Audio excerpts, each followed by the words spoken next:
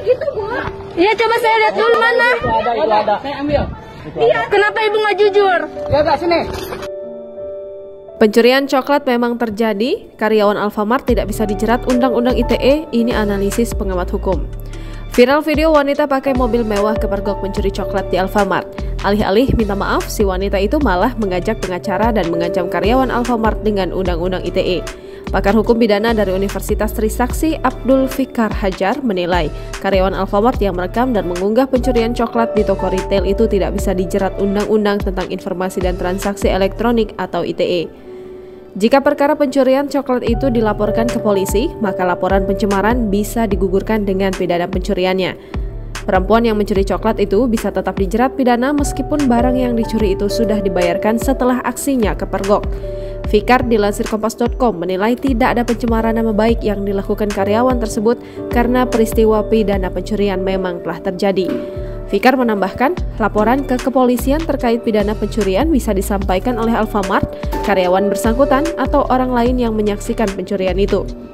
Namun, ia menilai lebih baik Alfamart yang memproses laporan pencurian ini. Video saat karyawan Alfamart meminta maaf diapit konsumen yang mencuri coklat dan pengacaranya viral di media sosial. Dan saya memohon maaf kepada Ibu Mariana karena atas video yang tersebar kemarin. Hari ini sudah diselesaikan secara kekeluargaan. Perusahaan retail Alfamart telah mengonfirmasi bahwa karyawannya diancam Undang-Undang ITE oleh konsumen yang membawa pengacara itu.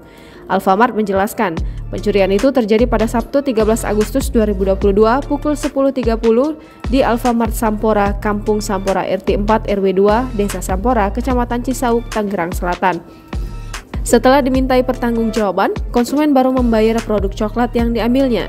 Dari investigasi, karyawan pun menemukan produk lain yang diambil selain coklat. Alfamart juga menyebut tingkah konsumen yang membawa pengacara usai kepergok pun membuat karyawan tertekan. Alfamart sangat menyayangkan adanya tindakan lanjutan sepihak dari konsumen dengan membawa pengacara yang membuat karyawan Alfamart tertekan. Alfamart telah menunjuk Hotman Paris sebagai kuasa hukum untuk membela karyawan yang mendapat ancaman itu.